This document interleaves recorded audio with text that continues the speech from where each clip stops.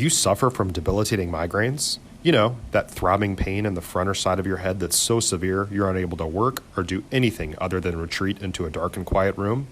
Have you had them for years and just haven't found a solution? Call Dr. Elizabeth Ebersol and put an end to your debilitating migraines forever. Or go to her website at www.handmadehealth.com. That's www.handmadehealth.com.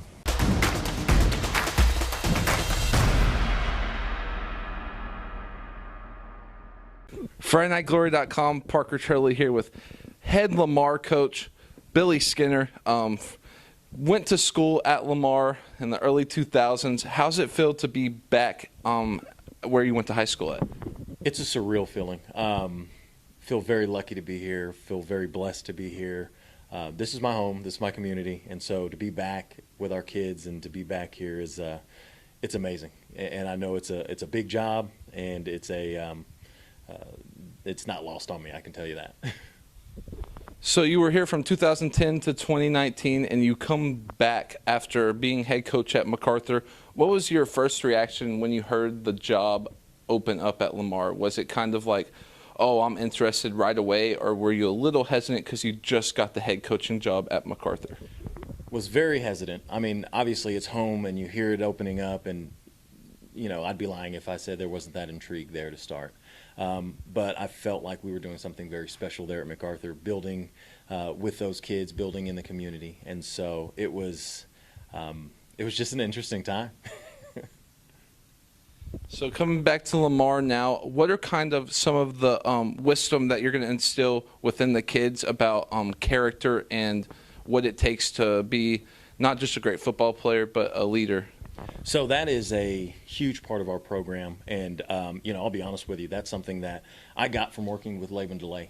He really instilled that in me as a coach, that football is great and all of those things are really good, but if we're not here to make better humans, then we're cheating our kids. And so that's going to be a huge part of our program. That was a huge part of our program at MacArthur, and that's going to be big into what we're doing. I talk about it. For us, we're going to use the game of football to develop the next husbands, fathers, and leaders in our community. And, we want them to be champions at those things. So it's a big deal for us.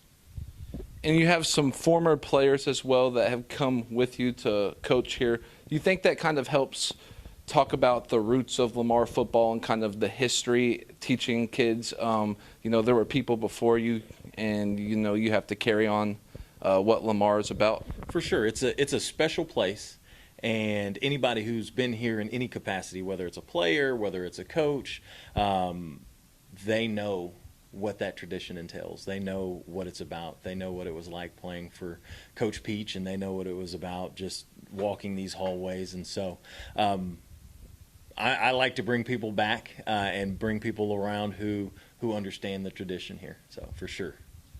The tradition is a huge thing. I remember in 2003, there's a picture of me, and you're in the background, and it's kind of surreal a bunch of years later. Just talk about just the legacy of Lamar and how you're going to add to what Coach Peach and all those other coaches before you gave to this community. For sure. One of the things I want to do is just kind of pick up the torch and keep running forward. I know that the kids we have, they understand our tradition, and they're yearning to add to it. They know that it is quite a torch to carry, and they're excited to do that, and I'm excited to lead them doing that. So a lot of the messages that we'll share with our kids, a lot of the things that we'll share with our families and community is the things that I learned from Coach Peach, and the things that I learned from Trent Fuller when he was here, and the things I learned from Laban DeLay when he was here. So I understand that there's a quite an act to follow all the way through, and I just want to continue that tradition. And defensively, what's the mindset you want your team playing with on the defensive end of the ball? I want them to be crazed maniacs. I say it all the time. I do not care if you screw something up. And there's going to be a good chance we're going to screw something up at some point. Go fast, because speed erases mistakes. And so our kids are going to learn how to play really, really fast. They're going to learn how to play very, very physically. And then we're going to be masters of the mundane. I want our kids to be really, really good at the boring stuff. So we're going to be able to tackle, and we're going to be able to get off blocks. That's a must. It's a necessity to be a good football team. Coming in as late as you did, what's the biggest adjustment you've had to make? Obviously, no spring with the team. What does that kind of do? Does that put you guys kind of behind the eight ball to, get the system in and, get your kids learning this summer? I hate to – I'm not going to say we're behind. Obviously, we are behind. I haven't unpacked my office. That's one of the big issues I'm having right now. But no, there's that challenge of I want to go and get our kids that we haven't seen in a while. We're going to engage them. We'll start teaching our football language. But the great thing is we're finishing up our first week of our Summer Pride program, and our kids they're chomping at the bit. They want to be here. They want to learn, and sometimes that's the most important part of it. And the fact that they want to, I feel really good about where we're headed. And last year, the COVID season, Lamar missed the playoffs. What are you guys going to do to put yourself in the best position to succeed as a program, as coaches, players, just anyone involved in the program? So, first things, we're not going to talk about playoffs. Our big thing here is win the day. And I think if you earn the right and you win each day and you start stacking good days together, great things happen for you. Great things happen for your program. Great things happen for your team. So our kids know if it's Monday, we're worried about Monday. And we're going to take care of that. We're going to put it to bed. And then when Tuesday rolls around, boom, that's the day that we're worried about. And I really believe that we take care of each day, good things are going to happen here. And my last question for you, talking about what you want your team to play, just fast, not messing up, not caring if they mess up or not.